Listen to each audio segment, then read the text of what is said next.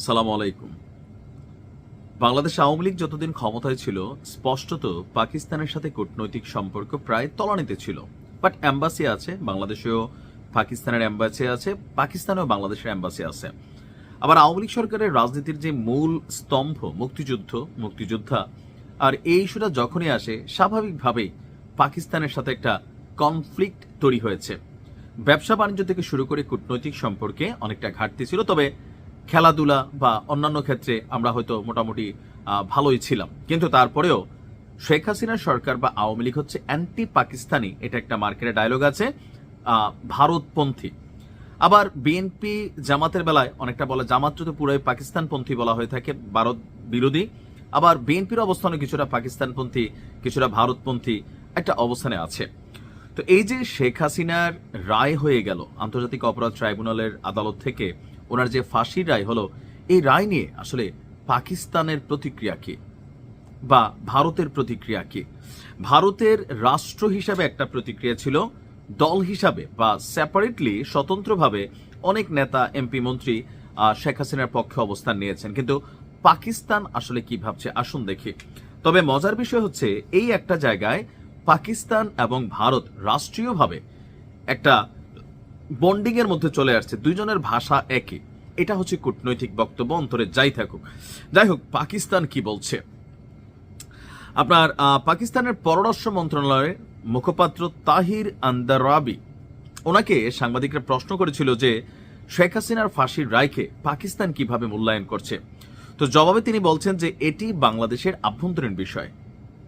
বাংলাদেশের জনগণ নিজেদের গণতান্ত্রিক এবং সাংবিধানিক প্রক্রিয়ার মাধ্যমে এটি সমাধান করতে সক্ষম।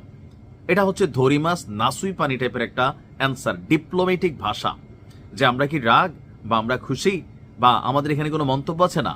ভাষাগুলো কি দিচ্ছে যে এটা বাংলাদেশের আভ্যন্তরীণ বিষয়, এটা রাষ্ট্রের সিস্টেমের মধ্যে এদের যারা শাসন করে বা এই দেশের আইন আদালত সেটা ফয়সালা করবে। আর বাংলাদেশের জনগণ নিজেদের গণতান্ত্রিক সাংবিধানিক প্রক্রিয়ার মাধ্যমে এটি সমাধান করতে সক্ষম। কথার আর অর্থ নিশ্চয়ই বুঝতে পারছেন। এরপরে আপনার ভারতের বিষয়টা একটু আপনাদের সামনে নিয়ে আসি। বাংলাদেশের এই পররাষ্ট্র মন্ত্রণালয়ের বিবৃতি ছিল যে বর্তমান চুক্তি অনুযায়ী তাকে ফেরত পাঠানো ভারতের দায়িত্ব। কিন্তু আমরা জানি এই যে বন্দি বিনিময়ের যে প্রত্যর্পণ চুক্তি, সেখানে একটা গ্যাপ আছে। সেই গ্যাপটা নিয়ে আমি একটা ভিডিও দিছি যে কেন ভারত থেকে শেখ হাসিনাকে আসলে আনা সম্ভব না, অথবা এই চুক্তির আওতায় ভারত থেকে ওনাকে আনা যাবে না। অ্যাডভোকেট শিশির মনির, জামাতের স্বনামধন্য অ্যাডভোকেট, তিনি একটা বক্তব্য দিয়েছেন, ওই ভিডিওটা দেখে নেবেন। এখন দেখেন, ভারতও সেম, যখন ভারতের পররাষ্ট্র মন্ত্রণালয়ে এই প্রশ্ন তোলা হয়েছিল রণধীর জয়সওয়ালকে যে আপনারা কিভাবে দেখছেন, শেখ হাসিনা তো ভারতের মিত্র ছিল বা এতটুকু কানেক্টিভিটি, অথবা তিনি খুব ভারতে আছেন, তখনও তারা বলছেন তারা বাংলাদেশের জনগণের শান্তি, গণতন্ত্র, অন্তর্ভুক্তি এবং স্থিতিশীলতার স্বার্থে কাজ করবে। এই সব বিষয়ে পক্ষের সঙ্গে গঠনমূলক সংলাপে থাকবে। আর এটাও বাংলাদেশের আভ্যন্তরীণ বিষয়, জনগণের বিষয়। এই বিষয়ে ভারত আসলে কোনো ধরনের হস্তক্ষেপ করবে না। পাকিস্তানের বক্তব্য তারা বাংলাদেশের আভ্যন্তরীণ বিষয়ে হস্তক্ষেপ করবে না। এখন কূটনৈতিক যে ভাষাগুলা, সেগুলা কিন্তু এমনই হয়। যেমন ধরেন, প্রত্যেকটা রাষ্ট্রের একটা নিজস্ব সিস্টেম আছে। এই সিস্টেমের মধ্যে অন্য দেশ যদি এসে কোনো মন্তব্য করে, তখন হচ্ছে ঝামেলা হয়। তাহলে ইউরোপীয় ইউনিয়নের যে 5টি সংস্থা আলাদা, রাষ্ট্রের হিসাব আলাদা। সংস্থা একটা ব্যক্তি, একটা প্রতিষ্ঠান, একটা অর্গানাইজেশন, তারা যে কোনো একটা বিবৃতি দিতে পারে।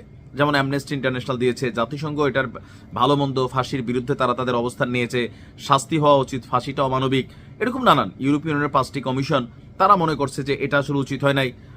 মানে সবকিছু মিলিয়ে ডিপ্লোম্যাটিক ভাষাগুলো এমনই হয়। অর্থাৎ এক্ষেত্রে ভারত এবং পাকিস্তান কেউই নাক গলাবে না, কারণ কোনো দেশের রাজনীতিতে কখন যে ঝড় ওঠে সেটা বোঝার সুযোগ নাই। আর সেই ঝড়ে কোনো মন্তব্য অথবা কোনো অবস্থান নিলে পরবর্তী সরকারের সাথে সেই রাষ্ট্রের সম্পর্ক খারাপ হয়। ভালো থাকুন, আসসালামু আলাইকুম।